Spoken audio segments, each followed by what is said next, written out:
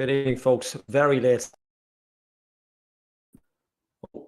Back again. Very definitely late now because I'm after doing it twice. But I don't know whether to be annoyed, impressed with some of the performance, annoyed with the second half. It's one of those nights at Oriel Park that unfortunately we've seen before. We're going to bring David Lennon on for a quick chat. Dave, really appreciate you coming on at such late notice. What did we think of? First of all, just the result itself. It's a real kick in the teeth considering the couple of weeks that we've had, but it's one of those weird nights that it's finished 2-2, but we played really well in parts, haven't we? It's such an odd just finish the game. Yeah. Firstly, always a pleasure, Gally. You know that. So thanks very much for having me on again. Apologies. I've no camera. I'm on my phone, so it's just not. Oh, you're coming in loud, Leo. But yeah, look, in terms of the rant, I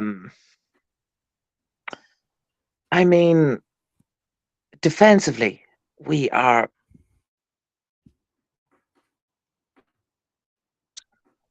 You could see it as clear as day that Bows were going to come back into it. They were definitely going to get one, and it was a case then of that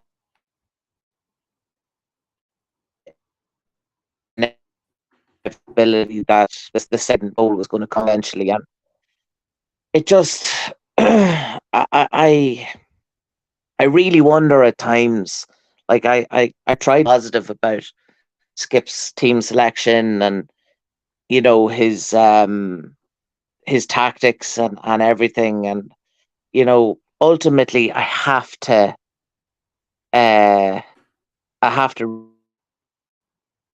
at why Paul Doyle is sitting on the bench now. He was a man who came on and turned the game in our favour against Cork. Why isn't a man like that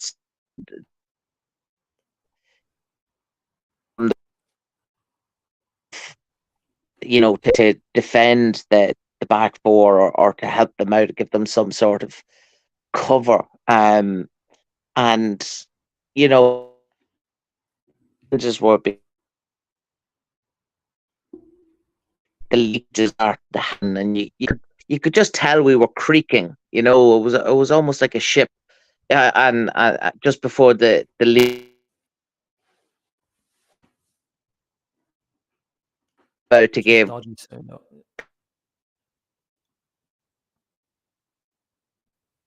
Just dodgy sound there. Can you just repeat that for me? Sorry, dude.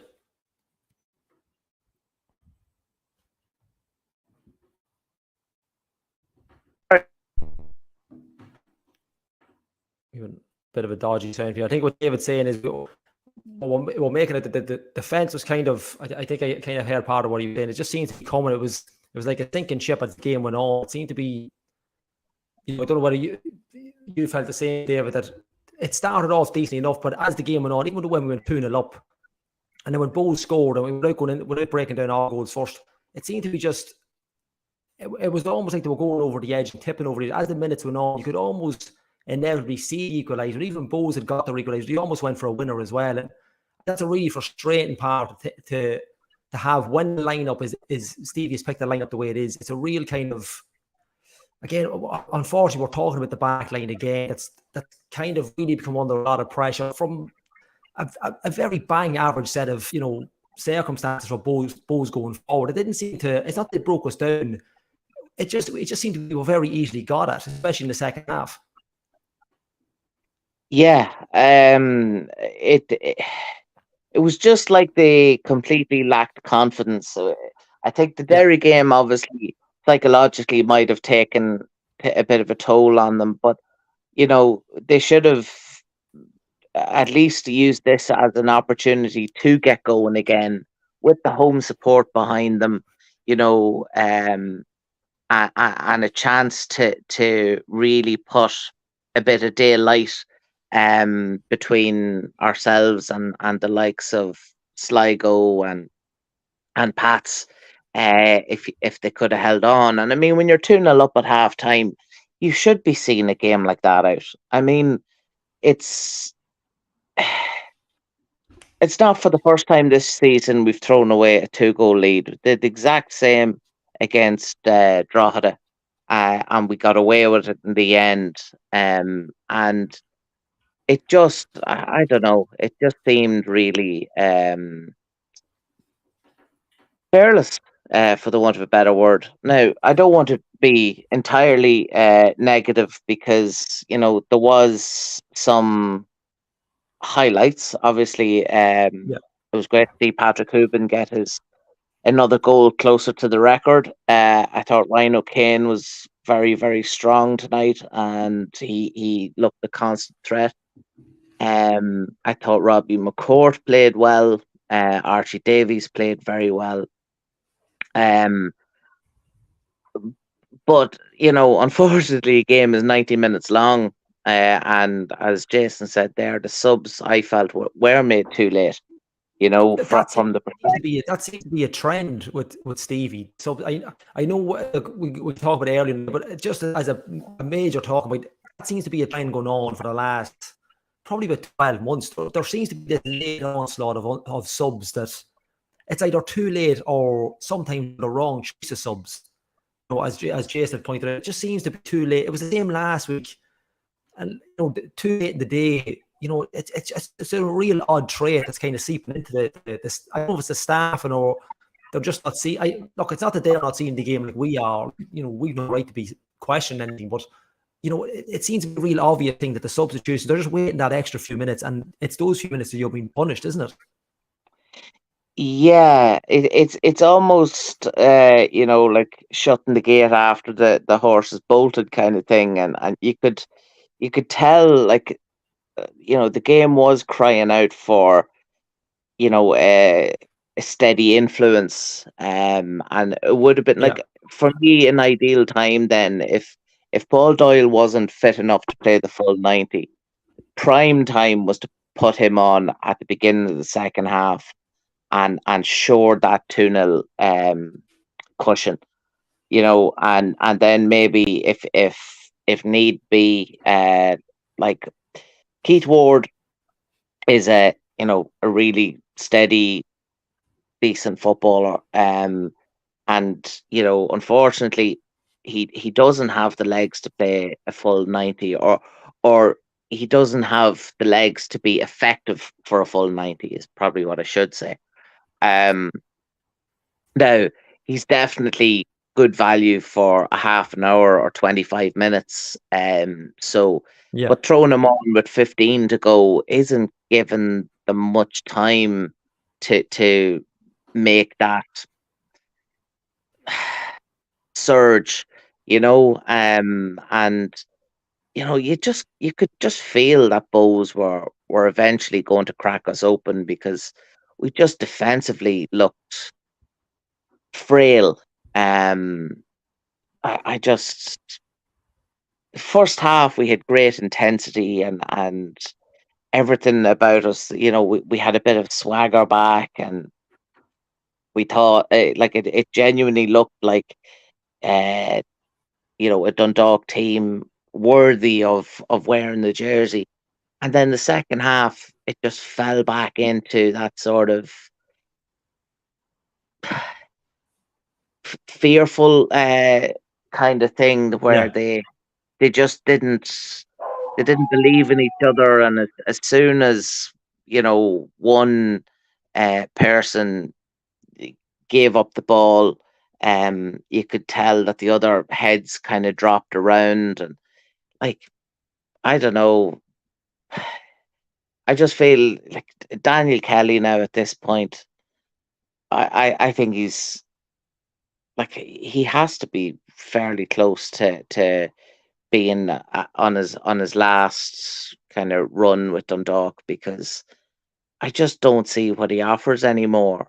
Um, like, he gave the ball away too many times when he did come on, and without trying to single anyone out specifically, I just yeah, felt that he in the lead up to their equaliser, he gave the ball away sloppy in the near the halfway line, and that sort of led to the momentum shift for the second goal. And ultimately, look, it was a decent second goal from Bo's perspective. But again, where was the marking for the free kick? I mean, it was. Would you put something like Dickie Kelly's? Would you put something like that down to maybe a lack of minutes? Now, obviously, it's probably well. I mean, you could look at it like a lack of minutes. He's an experienced footballer, I suppose. He has been playing. I know he's gone from Leinster League to Bows, and he's got Dundalk as well. But he's a player first. But would it be a lack of minutes this season under the setup, or is it something that should be fundamental as soon as you come on the field to not do, not have issues like that coming back into a game?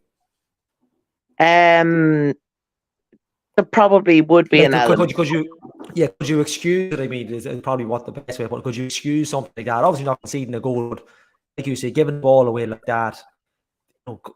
Probably could you see through it? Probably the way Dundalk are at the minute, probably not. I think as probably most fans would comment on it.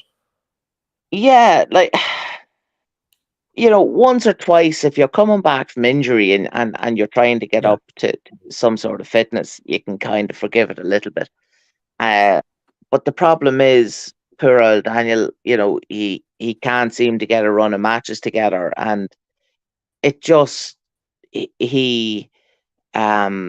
he doesn't seem to be having that impact that is needed when you're bringing on somebody with that sort of pace that he has. And he just, even the chance near the end where he kind of scoffed the shot and Wardy kept it in, you could tell his confidence was completely shot. Like, and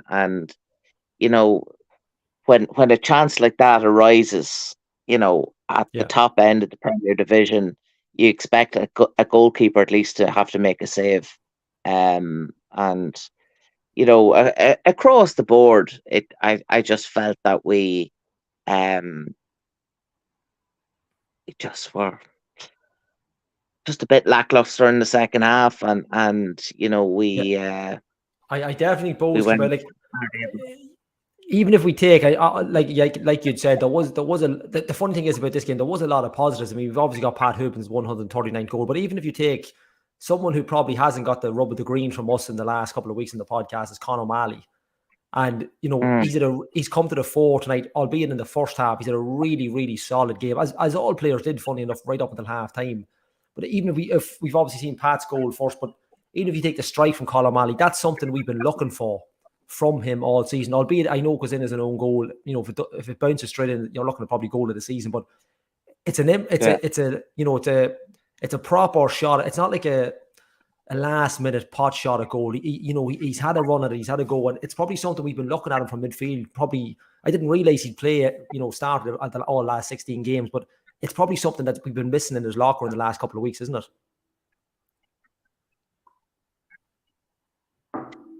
Yeah, to be honest, it's been missing in the Dundalk locker for the last 5 or 6 years, really. I mean, there's nothing better than, the last man that we really had that wasn't afraid to have a pop outside the box was Richie Towell. And, kind of since then, we haven't had someone who was willing to, take a shot from 25, 30 yards. And it was nice to see that there tonight. Like, Mali, I thought, had a really good first half, and he definitely deserved the, shall we say, the credit for the second goal, albeit it ultimately will go down as an own goal, I would presume. But he's starting to grow. He's starting to kind of settle in, and it's going to take time for a lot of those young lads to get used to the surroundings, get used to the pitch, get used to playing with each other, get used to the Dundalk way. The pressure of expectation. All that sort of stuff. So while it's okay to be critical, but you do sometimes have to use it constructively. And the likes of Washiri, obviously he was clearly carrying a knock, and he he should have been taken off sooner. Now, whether or not I would have put on Cammy Elliott at that point, you would have thought he would have been a good candidate to put on, maybe 10 minutes earlier. But I just feel that, it's the more established players that know the league that are the ones that you expect to lead by example. And to be fair, Patrick Hooban has been that man for the last, couple of weeks, and you can see in his performances and when he's unsung, the team's unsung. But unfortunately, we don't have 11 Patrick Hoobans. We only have the one. So you have to just roll with it. But I just feel defensively something needs to be done to shore it up. Because the minute the momentum shifts, we're just giving away sloppy goals. And, I dread to think what's going to happen when we come up against certain opposition in Europe. It could be over before it even starts. Yeah, like that was something we brought that up over the last couple of weeks, that this team are going to need to, whatever it's stepping up to the League of Ireland, which they are, because you want to be playing at the higher level, you want to be playing at the top end of the table. They're going to have to even make another step up, no matter who they draw in European football over the next couple of weeks. Are we, when you consider tonight you're 2-0 up, and you're 2-0 up at half-time. Half-time is such a pivotal time in that game, because you go into the dressing room. They're probably, I wouldn't say comfortably 2-0 up, but they've had the rub of the green. They've been the better side in the first 45. But whatever's happened in that dressing room, and whatever Declan Devine has done in his dressing room, Bohs have come out a completely different animal. And from the start of the second half, you could definitely see it on the cards. They were going to score once, but you would have assumed that we might have got another one. And we just never, not that we played into their hands, we just never seemed to kind of show what we had in the first half, which is unusual, because over the season, we've actually gone the opposite way. We've had poor first halves and then kind of finished in the latter stage a little bit stronger, even with the game being gone. But are we looking at two different management styles? Are we looking at, if the Bohs management style is in our dressing room at halftime, are we do we have any right to be questioned what the staff are doing to the sideline, considering the choices that were made on substitutions, the timing of the substitutions? We've had Waziri Williams clearly injured, who wasn't taken off the field. We've been 2-0 up. I know 2-0 up's a very hard scoreline to keep, and so a lot of teams will find out this season. But is there something just a little bit of miss there that we're obviously not privy to? But you have to wonder how you've gone from 45 minutes of being a better team, or the better team, to Bohs coming up to our level in the second half and us not being able to match what we done in the first half. It's such a weird finish to the game, isn't it? Like Jason, it is. We got completely bullied in the second half. That's probably the words I'm looking for. That's pretty much it. Consider we're 2-0 up and come out and get bullied in the second half. It's crazy. Yeah, but we didn't need to rise to that. Like, we had the 2-goal advantage. Like, the key is keep the back door shut. If it meant putting 11 men behind the ball for the entire second half, then that's fine. Yeah. But ultimately, don't concede one. Don't give them that sort of shift in momentum, because it was the same against Cork last week for us, where we peppered them then for 10 minutes. And had that game tonight have been an extra 5 minutes, Bohs probably would have won it. And that's the scary thing to take away from it, isn't it? Yeah, and I mean, but the fact that everyone can see that, shows that something isn't right. Whether it be, it's great that there is that sort of never say die attitude where we keep going to the end. That's a definite great quality to have. But you just need to have a little bit of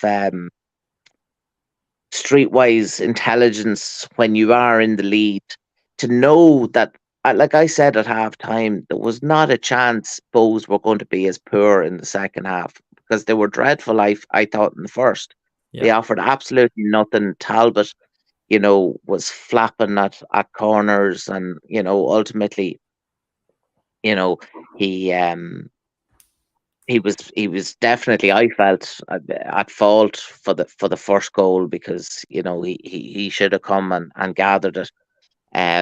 You can't really blame him for the second one, but I just you have an ideal opportunity to regroup. You have 15 minutes to regroup, come up with a game plan. Don't concede. Whatever happens, just don't concede. And if that happens, you win the game because you've done the hard bit, which is put the ball in the net. So, I guess that, there is this, not arrogance, it's not the right word, but there is this sort of thing with Dundalk supporters where, we expect free flowing football and to win every game, the Stephen Kenny way, sexy football. But sometimes you have to win ugly. And, that would have been a perfect night to play well in the first half. And okay, if Bows up the ante in the second, which they were always going to do, then we should have made it a game where they weren't able to get a foothold in it, whether it be, a little bit of gamesmanship or whatever it might have been. But something should have been done. But as soon as they pulled one back with 14 minutes to go, I think, or was it 14 to go? I think I can't Give or remember the take. Yeah. exact minute. Yeah. Um, it was just inevitable that the second one was coming eventually, and it didn't surprise me. Well, as inevitable as the goal, we're going to bring in one of our inevitable guests of the season. We're going to bring in Niall Newbury, who's going to join us for a post-match chat. Niall, I, I don't know how to start this. We were just talking there. We're 2-0 up in the game. Is it a case of? I will talk about the first half as well, but has everything changed at half time? Has something been done in the Bows dressing room that maybe hasn't been done in ours, or is it just the season, the crest of a wave that Bows are kind of riding on, that even though they'll always have a second half like that and they'll get at you? And like Jason Crawley had said, they bullied us in the second half. What's your thoughts of the overall game? It's such a weird night considering the performance and then what we finished with. Yeah, it was the perennial game of two halves, I suppose. Dundalk, to be fair, played some superb stuff in the first half. I felt we're in cruise control. I mean, you're 2 to the good. After half an hour, you have what looks, I haven't had the benefit of seeing it back, but you have what looks like a shoe and potential penalty appeal waved away just before the break. That could be 3-0. Yeah. Game could be over at that stage, fine margins and all that type of thing. But I mean, to answer your question, the second half, I don't know what exactly changed. I mean, in the first half, you could certainly see that, we're talking about a Bows team here, by the way, who had lost the last 2 matches and had drawn with UCD recently as well.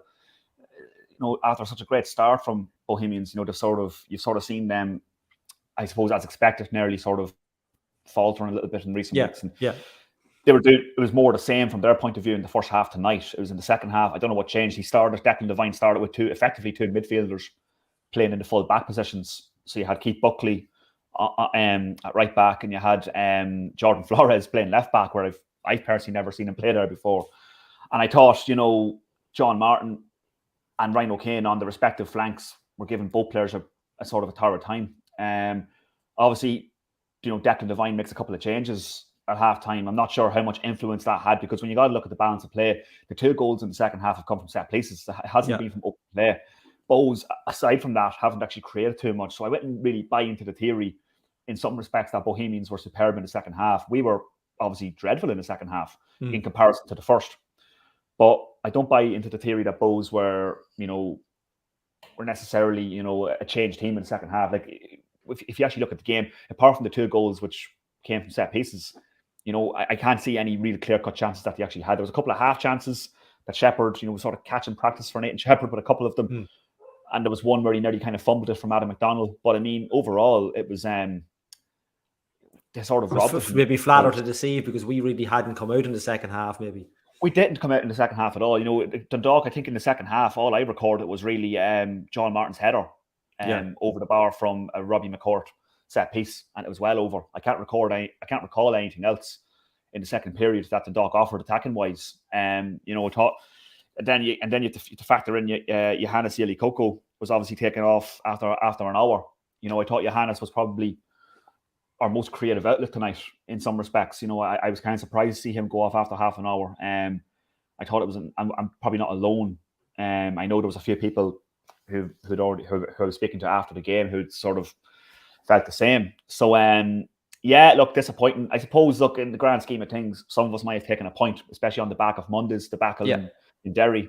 But it still feels there is that feeling of disappointment. I mean, it has to be seen as 2 points dropped in that regard, but it was third v fourth going into it, and I would probably say just on the basis of play, it was probably 2 points dropped. And Dog should have had this game dead and buried at half time and didn't. So look, you're always 2-0. Might sound silly, but 2-0 is probably never a sure lead with this Dundalk team at the moment. Yeah, it was just to see that from Frank. Somebody had mentioned this before, just seen it pop up on the screen. Would you say, from looking at it from your perspective, I'd be more thinking of, I was going to get into the man management and some of the substitutions you had mentioned, you know, Yeli-Koko going off things, but, you know, would fitness come into it? I don't know whether we kind of brought it up a couple of weeks ago that they didn't really look as sharp. I can't remember which game it was. It was on a grass pitch. I couldn't remember what game for the life of me, but we seem to be a little bit sluggish, you know, in parts. Did you get that feeling tonight, or was it just that physicality maybe from Bowes in the second half? Yeah, no, I certainly agree with you 100%, Andrew. I mean, even in the first half when Dundalk were actually the dominant team, I still felt there was that sluggishness. Yeah, and that's been a feature of Dundalk's season. It hasn't really been like this isn't a new phenomenon, really. I mean, like Alfie Lewis, for example, nearly got caught on possession like twice, when it would have been simplest to pass the ball, you know what I mean, to one of his nearest teammates. I mean, and it could have yielded 2 goals for Bohemians very, very handily. And that's happened a few times this year. It happened to Alfie Lewis twice tonight. There was another instance where, you know, Williams tries to play a pass. Waziri Williams tries to play a pass to Conor Malley. Malley doesn't even react. And a Bowes player nips in, and, you know, in another instance that could yield a goal for the opposition. That's been a feature pretty much, in maybe with the exception of the Pats game, the 5-0. That's probably been a feature of every single match that I've seen from Dundalk this season. I mean, there's been that sluggishness and that sort of that lackadaisical sort of play has just been a feature, unfortunately. And there is that sort of I don't know if that comes down to fitness or awareness or whatever you want to put it down to, or just general confidence. I mean, I don't know what I put it down to, but it has been a feature. And just look, maybe if there is a fitness factor, and maybe we're going off on a little bit of a queer line here, but it's just an interesting point, because would that explain some of the changes? You know, some of the substitutions this season have been, I'm not saying odd, but some have been really weird and late in the game. And then you've got ones there like Yeli-Koko tonight. You know, it probably hasn't hit the ground running, kind of like O'Malley, really hasn't shone, but it's definitely there. When you've got a game like that, it's kind of in the balance. Players like that will always come up with a little bit of magic, and he's one of those players that would have that in him. But it just seems to be, you know, maybe it is a fitness thing. You know, we mentioned Paul Doyle. If he's fit, he should be playing. He should be starting. Pat Hoban over the last couple of weeks, you'd like to think if he was 70% fit, he'd be starting matches, which he hasn't. So it is a strange kind of season that we're having so far on that front, isn't it? It does, yeah, it is. And I mean, it probably puts the team selection in Derry on Monday night into more question. In that regard, where, you know, Stephen sort of elected to maybe rest some of our most creative players, only maybe bringing them on after it was, you know, Dundalk was 2-0 down, which, you know, defies logic really in some respects. But I mean, even tonight, I mean, like, this is related back to fitness and injuries. You know, you even had Waziri Williams, who had been playing with an injury for about 10 minutes, by the looks of it, coming off in stoppage time for Cameron Elliott, you know, which is not exactly a like for like, but obviously O'Donnell's hand was forced there. But I don't understand why Williams was playing for the amount of time he was, if he was carrying an injury that he picked up in the game itself. They were very late, with the exception of maybe Yeli-Koko coming off after the hour, which is the earliest change. They were late changes. They were late changes, and the goals Bohemian scored actually came after most of those changes. Yeah. So you know, I mean, that's never going to make a head coach feel good about things. You know what I mean? So, look, there's no secret about the injury situation at Dundalk at the moment, and the amount of injuries that they're getting. Like, they are, like, as it stands, you know, they're pretty much struggling to field a first team at the moment. Like, you know, when you know the mid-season break probably can't come quick enough for the club. I mean, like, because we're still at the state we're still putting square pegs into round holes in some respects. And I mean, like, tonight, obviously, I think, like, he started off with a team tonight. I mean, like, Yili Coco done very well in that sort of number 10 advanced midfield position. But then you're sacrificing Mali, who you're kind of bringing back into a more defensive midfield kind of position, alongside Alfie Lewis. You've Robbie McCourt. And in fairness to Robbie McCourt, I'm glad I saw him in the comments there. I think Robbie McCourt, in fairness to him, particularly in the first half, it's probably the best we've seen Robbie McCourt. Yeah, absolutely. Couldn't agree more. Because we've been calling out for a couple of weeks. Like, I think even the last 2 or 3 times you've been on, we've always mentioned him, and he seems to go missing. And when he does get his chance, it hasn't seemed to work out for him. But I mean, I thought tonight, now in fairness, to give him credit where credit's due, I thought he had a really solid match, and I was worried for him against that goal team. Set piece delivery was very strong tonight. Yes, absolutely. Absolutely, yeah. And for the goal, as David said there, you know, he obviously set up the goal, the first goal, I think it was. And then obviously for Martin's header in the second half, he puts in another great delivery. John Martin will probably be disappointed he hasn't got it on target. But I thought even defensively, you know, and positioning wise and awareness wise, he was much improved tonight. Robbie McCord probably has been the best we've seen him in a Dundalk shirt so far. I thought Archie Davis, who, you know, came under a bit of criticism earlier in the season, has been a different animal in the last 5-6 weeks. Do you know what I mean? Ever since that defeat in Cork, after that, he's just come into his own, and he's now becoming the player that I think most of us thought we signed back in the winter. And I still feel there's an issue in the central defence. I mean, we do need, and this is not a disrespect to Waziri Williams or Hayden Muller necessarily. I just think you need, I think you guys might have mentioned it in the podcast the last couple of weeks, you need an experienced leader in the defence. Like, Andy Boyle's a tremendous loss in that back four, because we're constantly susceptible to, like, the goals we give away tonight. Both goals were criminal, really. Yeah, from set pieces. You know, the first one, like, I think it was Novak who there was a bit of confusion about who actually got the final touch, but I think it's Novak gets in between 2 or 3 Dundalk players from a Flores corner. That shouldn't be happening. The second one, Coot puts it. I think Coot's delivery actually possibly went all the way. It might have been his goal. Like, Flores, I think, was claiming the goal, but I mean, I think I'd like to see it back. That goal might have went all the way in from the set piece. So the criminal goals to give away. And Stephen O'Donnell was naturally in the post-match devastated at the nature of the goals. But he did put a lot of emphasis on the fact that, you know, I think we had 10 shots to 1 in the first half. Possible, you know, a really strong penalty appeal waved away by Neil Doyle. Dundalk probably should have had this game wrapped up at half-time, one way or the other. But there was crumbs of positivity. I mean, some of those performances we mentioned, I thought Yili Coco also played very well. Ryan O'Kane never stopped running the whole night. So there was crumbs of, you know, positivity, despite, you know, the shipping of the 2 goals in the last 15 minutes.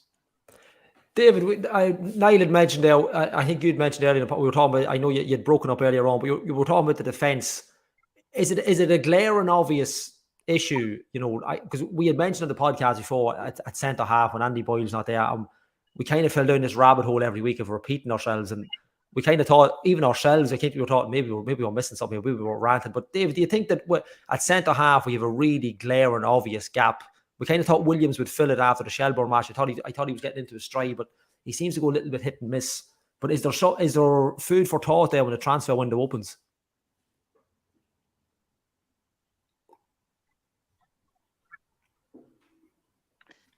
Yeah, of course. I mean, it's such a pivotal area of the pitch when it comes to, you know, the spine of your team. And if you take out somebody who ultimately over the last 6 months, I mean, you'd argue that Andy Boyle was probably our best player in terms of coming back into some sort of form after spending most of last season with the strapping on his knee. You know, you could really tell that he was feeling back to himself, and you know, he was that difference. Now he was never one of those kind of Mark Conleys or even a Brian Gartland when it came to bossing the defense around. He's not particularly vocal, but where he does provide leadership is he's organized and he's able to, to pull players from side to side. And it's a big loss not having him there. I suppose Muller, Williams, they're two players that don't really know the league. They're two players that haven't ever played together before, new country, and everything is new around them. And if a couple of bad moments, a few stray passes and stuff like that can affect people's confidence, and you hear the moans and the groans, it can be very hard to get yourself past that. And you're right, like it does need to be addressed. Like it depends on how long Boyle's injury is, really. Is it a potential injury that could finish him for the season? And if that's the case, then you have to go all out to get in a centre half in the transfer window. If not one, yeah, go ahead. Just to follow up on your point there, David. Stephen actually was asked about Andy Boyle's situation, and according to him, at least, Andy and Greg Sloggett are close enough, he says. Now, what that actually means, we're not too sure. We've heard this kind of stuff before, in terms of post-match, but it appears that Andy might be back sooner rather than later, hopefully. So it mightn't be a season-ending injury. Hopefully, it doesn't sound like it anyway. Well, if that's the case, maybe it's not all bad. He's such a key in that team, and he was a key in all of the golden teams that we had over the last 10 years or whatever. And he as I said previously, I think it was before you came on, Niall, that you need your seasoned pros to lead by example, and he's definitely one who we expect to make that sort of difference with the new players around him and the young lads. So yeah, look, if there was any doubt in Skip's mind that defensively something needed to be done, I would certainly be in the market for a strong centre half. I think Davies is very, very good. He's only going to get better. And I think, the fact that he got Player of the Month last year was testament to how well he's playing at the moment. Dara Leahy is, what you see is what you get with Dara when he's fit. And it can be great, and some days it can be very frustrating. Robbie McCourt as well. As I said, I thought his set piece deliveries were on point tonight.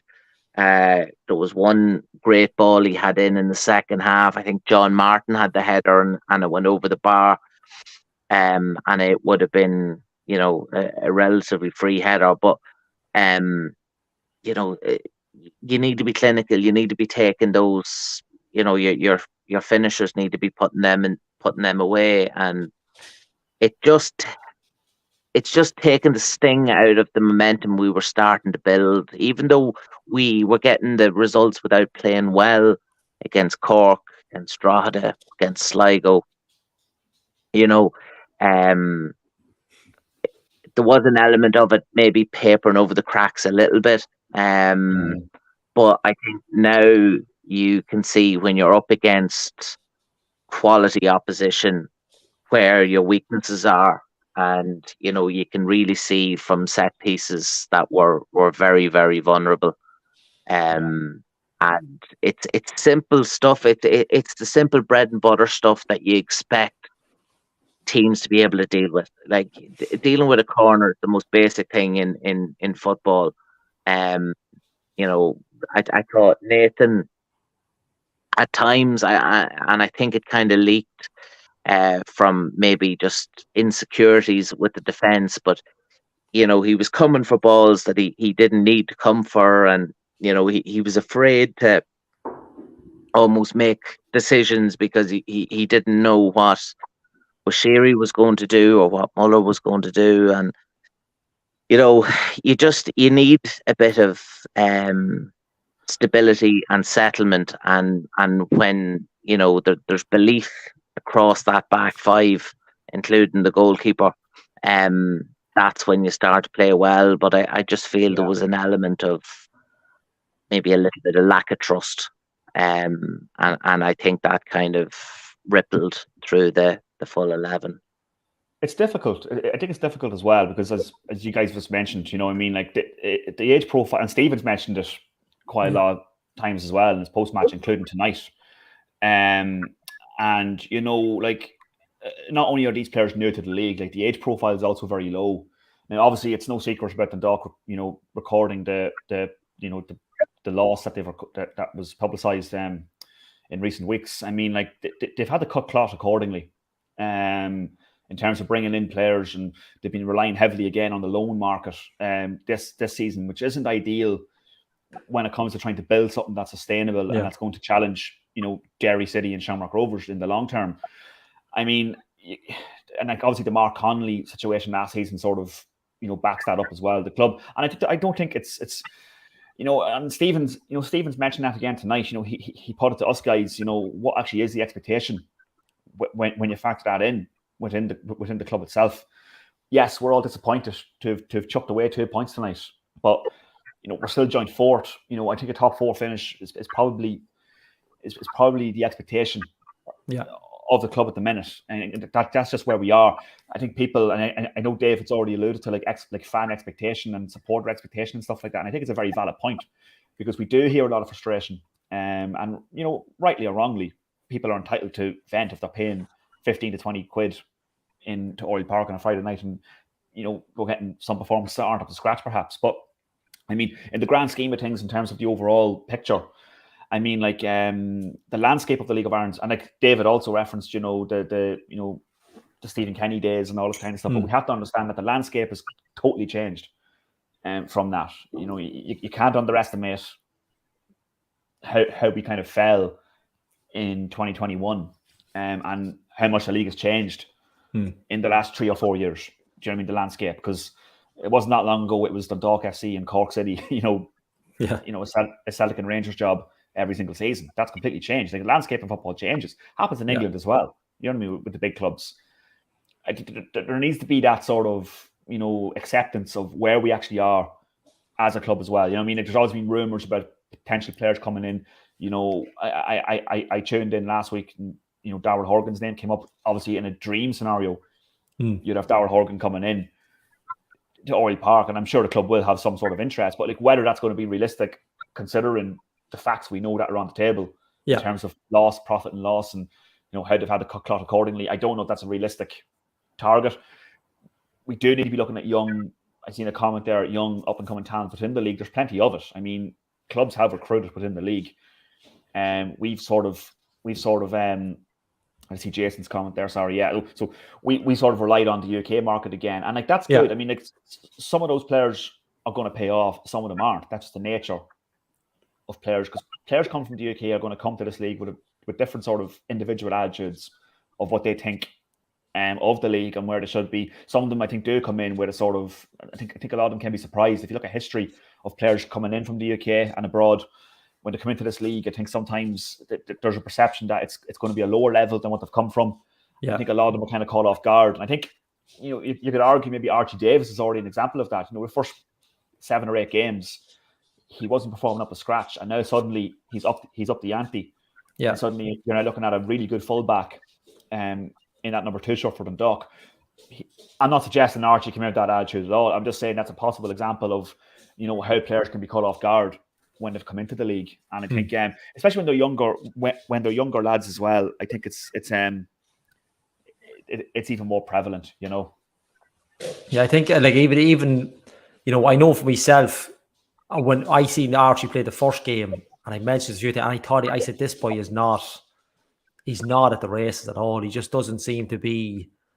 And obviously, we're comparing him to Louis McCarry from last year, and obviously we were comparing McCarry to Geoff Kofkas the year before, and Sean Gannon, and so on and so on. But he really didn't have a great start at all. He couldn't find a pass, and I thought Muller would be the obvious fullback. But now, like you say, over the last couple of weeks and tonight again, he's shown that he's definitely more than capable of what we. Obviously he's young. He had a bit of an injury, I think, before he came here as well. And yeah, he did. He's been really definitely the last 4 or 5 games, he's been really, really top class. Hasn't really put much wrong. Yeah, look, he got caught it once or twice, but his crossing of a ball, since the Shelbourne game, he had a lot of air balls, as we call them. It was just crazy crosses, but he really seems to have nailed down that. And maybe it's something to train, I don't know, but he's definitely got that end of his game. His kind of rapid pace going forward, trying to get it on the assists. He's been really, really excellent over the last couple of weeks, and rightly so. He's in the comments there for man of the match. Just a really top class performance over the last couple of weeks. Yeah, absolutely. I mean, and even defensively, like attacking wise, he's obviously contributed. Yeah. In recent weeks, but I mean, there was one stage even defensively today where I think the rest of his defense kind of fell asleep at one point, and he was the one tracking back to tidy it up. Like, you know what I mean? It was a potential goal opportunity for Bohemians at that point. I just thought, he was. I thought he had a good game tonight, and he has been good. Do you know what I mean? Like, he had a tough start to life in the league, as you say, Andrew. He had a tough start to life in the league, as many do. But I don't know. Did Stephen give him an earful? I don't know after the Cork game. Who knows? Like, but in fairness to Archie Davis, he's really, he's one of the first names on the team sheet at the minute. Now, in fairness, we're struggling to fill that team sheet. In fairness, but even with a fully fit squad, I feel he'd be one of the first names in that team at the moment, and I don't think there's much question about who our first choice right back is at the minute. Yeah, and even just before we go down the road, I know a few comments been for command of the match, but even if we take, just a comment to just get your own views on the positives of the first half, because I know we were talking to David before you come on. We'd obviously not dominated, but I mean, we were definitely the better team in the first half. But just take the goals. Oh, yeah. We mentioned over the last couple of weeks, obviously Pat Hooban has scored his 139th, I think, tonight. Is that leaving 8, 9 off the record now, is it? I think it's a 3 actually. He's off the record now. I think possibly the overall record. 3 or 4 goals. 3. Okay, right, even closer. Yeah.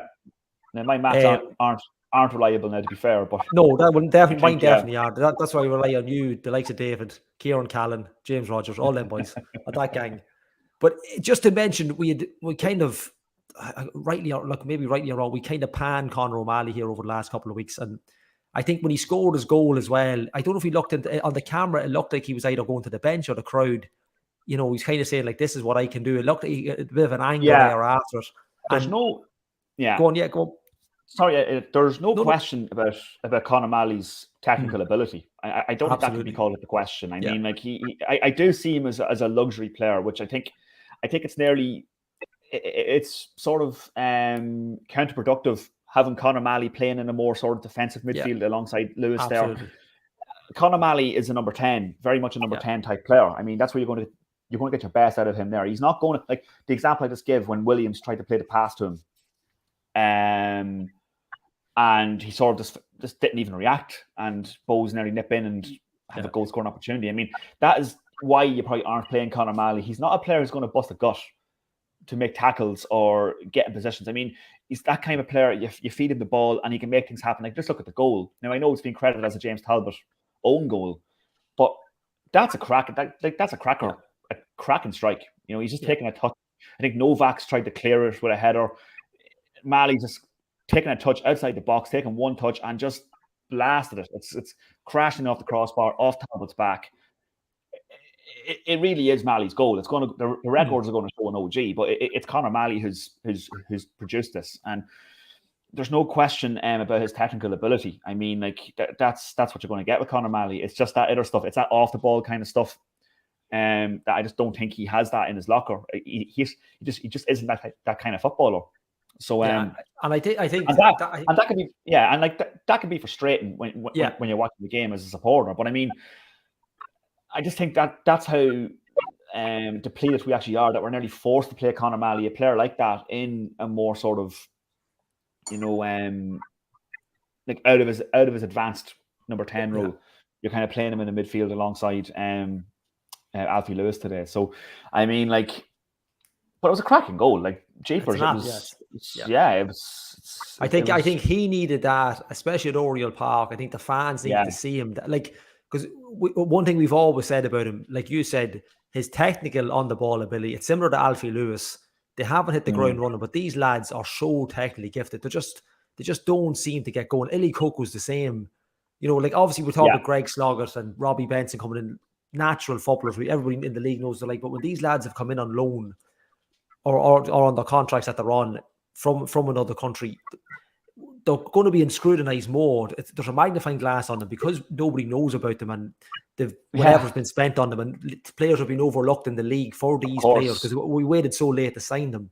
There's more kind of weight of the world on their shoulders when it comes to games, and because you're not getting it, it's very difficult obviously to play the three of them at once. But Alfie Lewis is an exceptional footballer. I mean, we just haven't seen, like I said it before, we haven't seen the St. Pat's Alfie Lewis that Stevie had. But I do think we will, if everybody comes back to fitness, and the likes of O'Malley, like you say, can play a little bit higher up the field. Sloggett drops back in, or Robbie Benson. I think that'll gel perfectly coming hopefully into the second half of the season. And I think we're going to see a better midfield from Dundalk as we go on. Yeah. I think that with Alfie Lewis, just in that point, I mean, like, I don't think Alfie Lewis had his best game tonight, and hasn't had his best game in a few games in recent months. But like, we know there's a good player in there. Absolutely. And we know he will come good. Like, well, we certainly hope so. But we know there's a player in there. Like, he came through at West Ham, a big club, and he was on the periphery of their first team. Like, went to Pats, had a great spell under Stephen O'Donnell at Pats. Didn't work out from at Plymouth for whatever reason when he went back over. But we signed him obviously midway through last season, and it's very hard to judge a player when they kind of come in midway through a season. That's my concern. Like, that's just to go back to an earlier point. That would be a concern if we're going to be reliant on the July transfer window for changing our season, or whatever you want to call it. I mean, it's very hard for players to come into this league. Yeah, and the chances are you're not going to get, like Jason, you're not going to get a quality young centre half from the league. It's going to be very difficult. Like, we go back to the Manny situation, who left him to go to draw. Like, he would fit in perfectly there, which is ironic. We've also got Anamasu on loan as well, but it's very rare you're going to go and get yourself a starter from another club in this league, unless you go looking at the first division, with the utmost respect in the first division. That's kind of, if you're looking at home, that's kind of what you're talking about, isn't it? And even then, like, the top two clubs in the first division, Waterford and Galway United, have a bit of financial backing behind them, so players aren't going to necessarily want to leave. They're effectively two Premier clubs in the first division, so you're probably ruling those out as well. On top of that, so after that, I'm not sure really what else is available. I'm not going to split people and say I'm a first division expert, but barring watching highlights on YouTube, you know what I mean, I wouldn't know much about what the teams are actually like, because we just don't see them. So I mean, there's not an array of options that you could bring in. I know, like, I seen a comment there that Mayowa obviously out on loan with Dungannon Swifts. My understanding is that loan's obviously expired. I don't know what the basis of his contract, if he's coming back to Dundalk. I don't really feel as if Stephen has a plan for Mayowa. I don't think he's in the plans. Whether that's subject to change because of circumstances, I don't know. But I don't think Stephen sees Mayowa in his plans for the club going forward. The question was posed to him a couple of times last season when he went out on loan to Dungannon, and that was certainly the gist of the response on that. That I just don't think Stephen sees Mayowa with the great respect. I think, in fairness, when he came into the team in 2021, I thought he'd done well towards the end of that season. I mean, now maybe we're basing it because he replaced a player like Sonny Nadestad.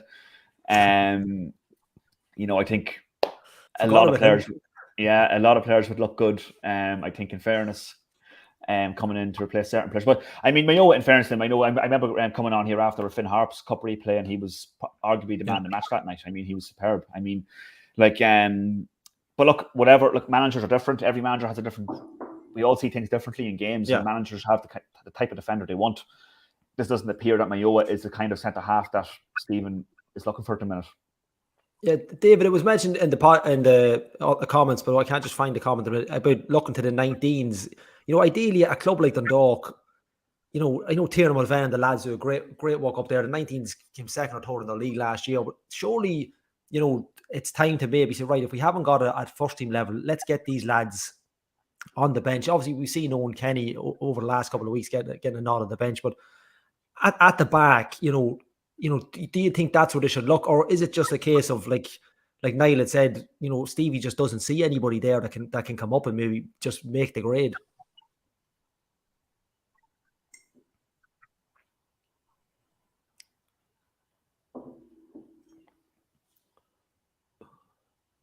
Oh, we've deaf air. Niall, I'll put that question to you then. Do you think that Stevie just hasn't? Yeah. It's not that they're being overlooked. It's just maybe it's not what they need, at this moment in time to kind of kick them on for the remainder of the season.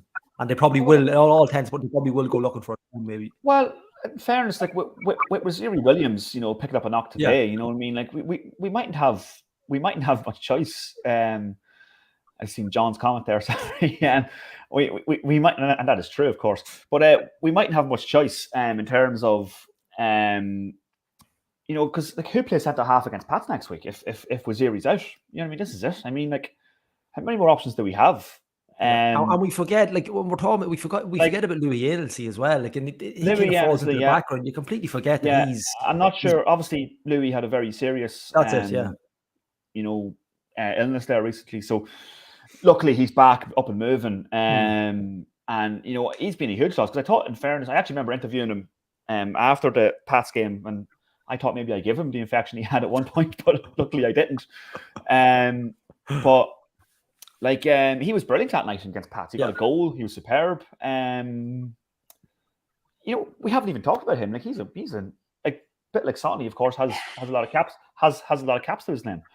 But I mean, I asked Stephen at the start of the season, in preseason, about the under-19s, because obviously because of where we are as a club at the moment, I'm kind of surprised that we haven't seen maybe more involvement in competitive matches like League of Ireland matches from some of the younger players. I mean,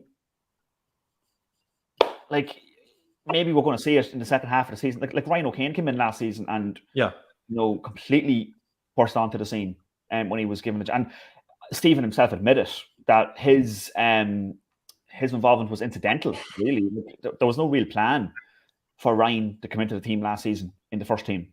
The plan was always to have him in the 19s the whole season. Because of injuries and whatnot, it was more incidental that he sort of came in and blew everybody away, and is still now a very valuable first team member. But look, Stephen might have to. His hand might be forced. You know what I mean? Like we haven't seen a lot of the 19s. There was a good few of them on the bench tonight. We've seen some of them in friendlies and things like that. But look, if they're good enough, why not? I mean, players have to make their debut somewhere. That's it. I mean, that's it. They got to get a run into somewhere. And like in the season that we're having, like you say, and like other clubs do it. I mean, like other clubs do it. Was it Melia came on for Pats there last week, only 15. Do you know what I mean? And contributed. Crazy. I mean, like if you're good enough, you're old enough. Not to use cliches, but that's it. That's what it is. Yeah, and you got to get them experience somewhere. Like they can't. It's anything in life. You can't get experience unless you give it to someone, gives it to them.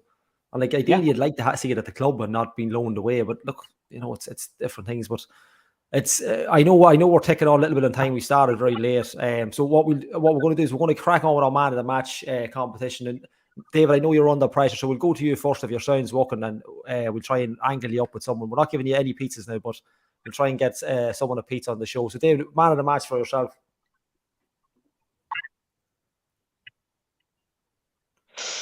That's a tough call. I know. I'm definitely leaning towards Archie Davies. I think it is. But I think he made some critical challenges near the end. As Niall said earlier, there was one point where he was cleaning up and chasing back when badly needed. And it was great to see that he's growing into the player that we all hoped that he would. And hopefully he'll be still able to kick on over the coming weeks. I mean, look, it'd be a flick up between himself, Ryan O'Kane, Conor Malley, and Patrick Hooban for me. But I'll leave it for Davies because I just thought that he was probably the most consistent throughout the 90 minutes, and that includes the second half where, he for me, he was one of the only good points of the second half for me. So I'll give it to Archie. And as I've taken Chris's seat tonight, I get to go to you first, Niall. So then it doesn't seem as obvious then if I have to pick. So we're hoping there's a bit of a dynamic here of 2-1. Niall, have you frozen as well? These dynamics tonight are absolutely shocking. I'll give mine and see if we can get Niall back on. Yeah, David, I agree. I think, we've seen comments in. We've got a couple of Pat Hubans. I think we might have had one for, I can't remember if we won for, I can't remember if one for Mali as well. But Archie Davis, for me, considering the start of the season that he's had, I think he's just like Niall had mentioned earlier on. He's come into his own over the last couple of weeks. I think he's really been, going forward and protect. I know obviously the fullback, your defensive work is first and foremost, but going forward, I think he's been a real sore point for most wingers and what he's come up against in the last couple of weeks. So, definitely, I think I'm going to go with Archie Davis. I didn't think I'd be giving away a man of the match pizza on the back of Archie Davis this season. But Niall, it is 2-1 on Archie Davis, but we will hear yours as well, just for evening it out a little bit. Or are we going to have a clean sweep? We don't know. We'll see. I mean, there was good performances, particularly in the first half, and I do want to emphasise Robbie McCourt tonight. I mean, I thought he was very good in spells tonight. I mean, it was probably the best we've seen him in a Dundalk shirt. I thought John Martin in the first, the two wingers, John Martin and Ryan O'Kane in the first half. John Martin was giving Keith Buckley the runaround. I agree with that. I think if not to cut across, I think if we had got the second half and the first half, we probably would be looking at someone like John Martin. But I thought John Martin is very, very, very kind of just do what John Martin does and just getting stuck. Exactly, and the magic formula probably was that he was playing in his actual position in the right flank. Do you know what I mean? So totally give Keith Buckley a torrid time in the first half. Ryan O'Kane likewise to Jordan Flores. They were yielding fouls. The first half they were very, very good. Ryan O'Kane didn't stop running the whole game, really. First and second half, that's what Ryan gives you. Just that enthusiasm, that's what you love to see. Pat Hoban, I thought, bit of a frustrating night for Pat, I'd have to think. You know what I mean? He's a man who likes getting goals. He wants to score goals, but you can never underestimate his influence with different things. Johannes Coco, I thought, was probably our most creative outlet throughout the night. But I think, just to allude to what David said, I think in terms of consistency, because I spoke a lot there about first halves and second halves. In terms of consistency from first minute to 90, I think Archie Davis has to take it from me. I think he's having a really good spell in the team at the minute, and he was probably, as David said, probably our most consistent performer tonight, and didn't really put a foot wrong, as far as I can remember. Throughout the 90 minutes. So for me, it's Archie Davis, clean sweep. I agree with the two boys. Lovely. A hat trick of votes for Archie Davis. And just on a random comment, I know there was a few in. We'll go for Tommy Begley. Tommy, congratulations. So all you have to do is simply contact Vinny in Tony's Pizzeria. Let him know that you've won we let him give your name. We'll give your name over, and you let him know. Order it before the next home match or the next match next Friday, and sort yourself out for the pizza. Lads, I appreciate it. I know it's late. We've gotten on very late tonight. Thanks to our sponsors, Play Off It. Thanks to our pizza partner, man of the match partner, Tony's Pizzeria. And a massive thank you to our main sponsor, which is Dundalk Village. Lads, it's been a weird night. Is that probably the best way of putting it? It's been a 2-2 draw, but albeit kind of a, could we have done this? Could we have done that? But look, we look forward. And I'm trying to remember the last time we were 2-0 up at Oriel Park. I probably should have asked you this earlier. 2-0 up at Oriel Park and not winning the game. It's not a great one to begin for the weekend. We've had it over the last couple of weeks, and we've had that kind of run, is it? Yeah, well, I'm trying to remember the last time you had me on after a win. To be honest with you, it seems every time I come on, we used to have that issue with Mark Rossiter. Though. Mark Rossiter, yeah, nearly 12 months coming on here, no wins. Yeah, I always seem to be on in the midst of adversity, like, you know what I mean? I'm like sort of the Grim Reaper of the Town End podcast. But I mean, the last time we succumbed, we threw away a 2-goal lead. I mean, I'm sure it's happened in the last couple of seasons. I mean, like we've been quite. I see it in the comments there. We've been quite Jekyll and Hyde in a lot of games. I mean, like, but I can't even think about the last time we certainly come back from 2 goals down a couple of times as well. I'll have to do my digging in my statistics to find out the last time now, because that's it for the next one. It could be longer. That's my homework. That's my homework for the next one. Lads, I Jerry really Malone, appreciate it. Jerry Malone used to be the one to give me homework, but now it's the Town End podcast. And just for Tommy and the pizza, Tommy, next match is the 26th of May, which is against the Pats. So if you can order your pizza before then, we give another one away on that night. Lads, really appreciate it. I think Frank Cowan has just put it up there. I think he's just nailed it on the head here. I think that's the only way to probably end the podcast. Is it harsh? We don't know, but look, we'll go again next week, and until then, come on to town.